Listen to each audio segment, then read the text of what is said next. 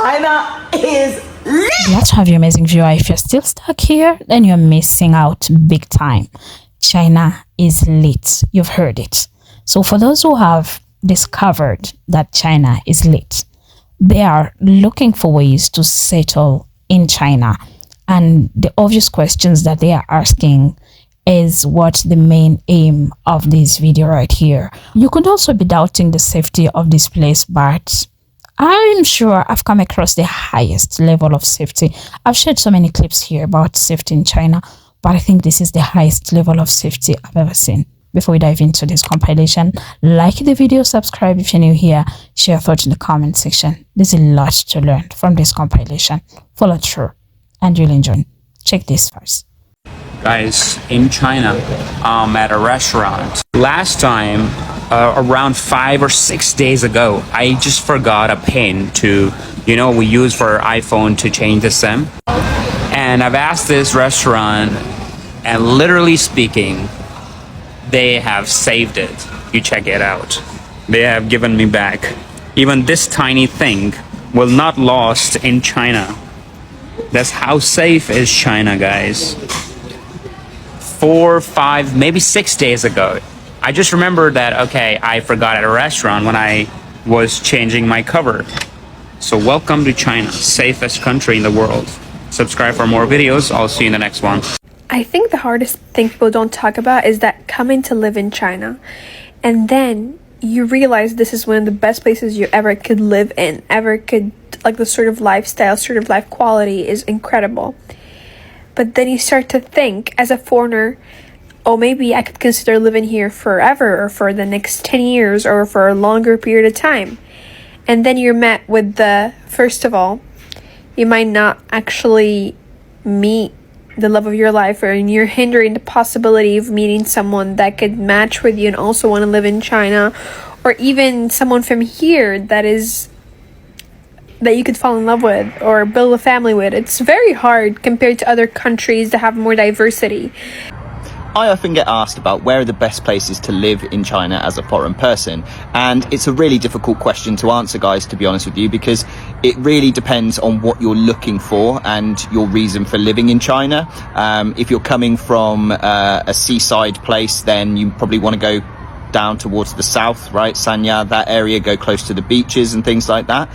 If you're from a big major city in your country, then you probably want to look at Shanghai, Beijing, Guangzhou, and Shenzhen. And if you're like me, from a smaller rural part of the world, I'm from the UK, then yeah, you might want to just find a smaller city that you've probably never even heard of. But there are great places to live in China, and yeah, just have a look at it and see what suits you best, because you can live anywhere here really, as long as you've got the income to support it, and yeah, you're enjoying your life that way. So yeah, do your research on it, guys. I can't answer the question and say, yeah, this place is definitely where you need to be, because my thought process about where I like to live and things has changed over the years. So yeah, guys, let me know if you've been to China. Where did you live? What did you think about it? And if you had your chance again to visit, would you go back to that place, or would you try somewhere new? And another way you can go about doing it is seeing what kind of climate you want, what cities you just like or have a preference to or are interested in moving to. What kind of food do you like? Different regions in China have different food. I wanted to be near Shanghai, next to the mega city that offers a lot of modern amenities, but I didn't want to be inside the mega city.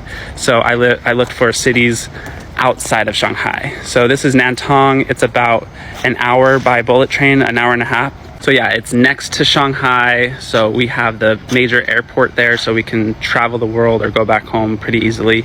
And the school offered a really good package, so that's kind of how I went about doing it.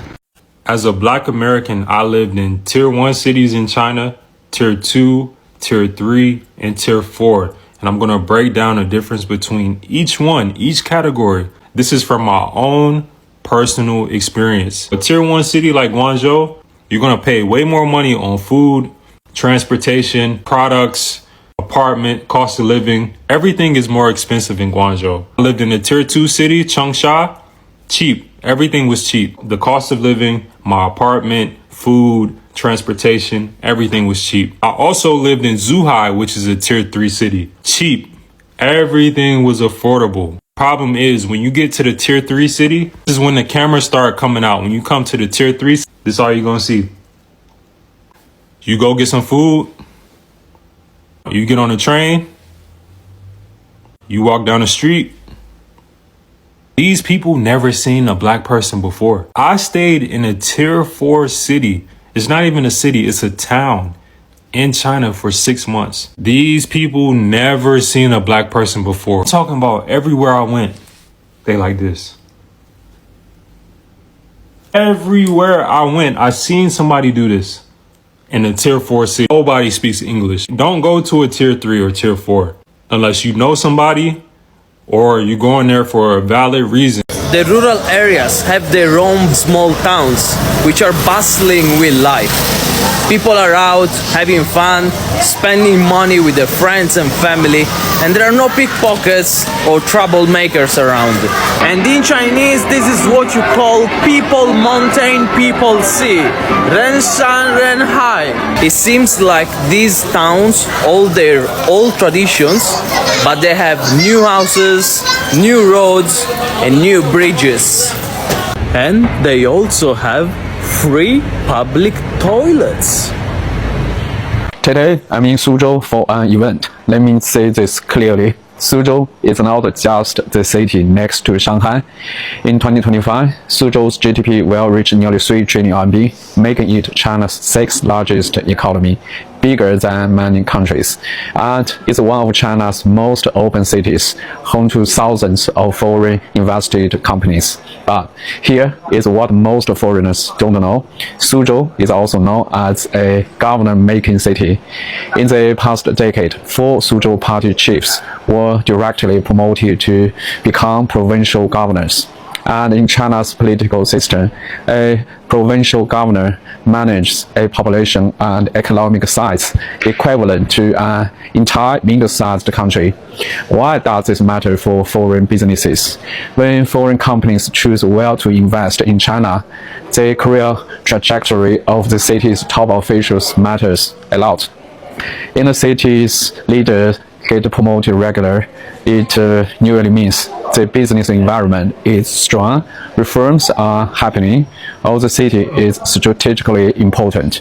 And for officials who are likely to rise, they tend to have more motivation to push development, solve problems, and move quickly. Of course, frequent leadership change also means companies need to rebuild relationships. But if the officials you know are being promoted, that can actually help more than it hurts. Suzhou is one of those cities. It constantly attracts capable, promising leaders, people the system believes have potential. From an investment perspective, that tells you everything you need to know. Suzhou is a city worth betting on. I'm Yuan, unpacking China and the shifting world around it. Check my bio page for more. Thank you. I live in China. Guess how much it costs to rent a 3-bedroom, 2-bath apartment, furnished, in an apartment like this? Go ahead, take a guess. Building like this, $450 US. I lived in Utah. I was paying $2,200 for a 2-bedroom, 2-bath apartment. I also lived in New York City for a bit. We were paying $3,400 US for a 2-bedroom, 1-bath. This is a nice neighborhood, beautiful walking trails, gated, 3-bedroom, 2-bath, furnished apartment, $450 a month. This is in like outside of Shanghai. It's called Nantong. It's about a tier 3, tier 2 between tier 4, depending on who you ask. That's another story. Yeah, living in China can be very affordable. We have everything we need here. It's beautiful, it's safe, delicious food. The people are amazing. The culture is rich and deep. So many interesting things to see and do. If you're interested in China, check my link in bio, and please like and follow to see more China content. Me and my family, we live here and we love it. I try to make content every day. Thanks. You've been lied to, tricked, deceived, finessed, misled. This is what you get in China for $230 a month. Huh? What? Yeah, $230 a month, fully furnished. China. This is China. You got air conditioned, furniture, TV, Small little kitchen, but hey, it's $230 a month. You're not worried about no kitchen. You probably not even gonna cook. Okay, now we're gonna go upstairs. Let's see what they got. Let's see what they got upstairs. Okay, little room right there, little desk. Okay, bed. Kind of small, but it's $230 a month. That's cool. Okay, second room. Come on, bro. Come on, bro. Come on, bro. Man, look. This is a 1-bedroom apartment in China for $170 per month. Fully furnished. Come on, bro. Come on. 170. Got the washer. Got the little refrigerator. It's calm. It's 170. People paying 170 for some shoes. Okay, bedroom upstairs. Decent. Bro, I'm paying that. 170 for that. Nice little bed. Nice little view. All jokes aside, it's time for y'all to take action. I've gotten a lot of questions about how I moved to China. I am an English teacher. If you decide that you really want to move to China, I highly recommend coming here first for some tourism, because there are quite a lot of cultural differences that you just won't realize until you come here. You do not need to know Chinese, although I highly recommend at least learning some, mostly just so you can get along better in daily life. Chinese is not as hard as you think it is, and it's much easier to learn in a language environment if you come here and actually commit to listening and learning. It's not that difficult. To be an English teacher, you really do need a degree. Pretty much the only way to move to China without a degree is if you start your own business, or maybe if you get married and you don't have to work. Anyway, the leaves are finally starting to change here. It's a very beautiful day. Let me know what other questions you have for me. Yo, let's talk about China as a whole. Working in China, opportunities in China for business, entrepreneurship, tourism. This is coming from my own personal experience. I worked in China.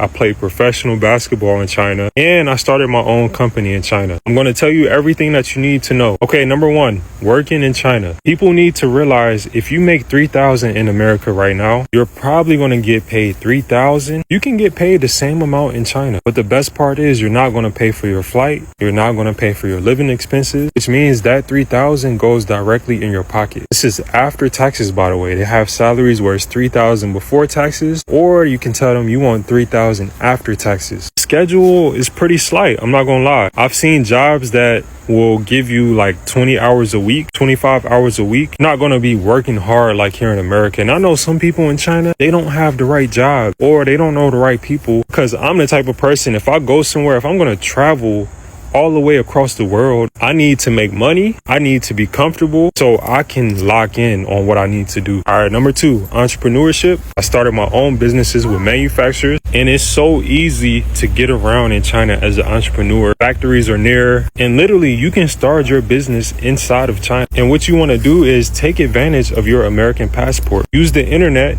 and you can start making orders while you're in China. Now, let's say you're making $5,000 a month off your business. Well, you don't have no car, don't have no insurance, don't have no mortgage, and your apartment is $200, $300, $400 a month. Now you're making money, but your expenses is slim to none. This is how you win. This is how you create real wealth, which will eventually lead you to real freedom. Number three, tourism. Now, if you're a tourist in China, you have to make sure you're not overstaying, because if you're overstaying, you might get in trouble. This is part one. I'm gonna make another video for y'all and break down more job opportunities, entrepreneurship. We also have a free WhatsApp group. We've already posted job offers inside of this group. You can never live off of $1,500 a month living in China with a family of 4.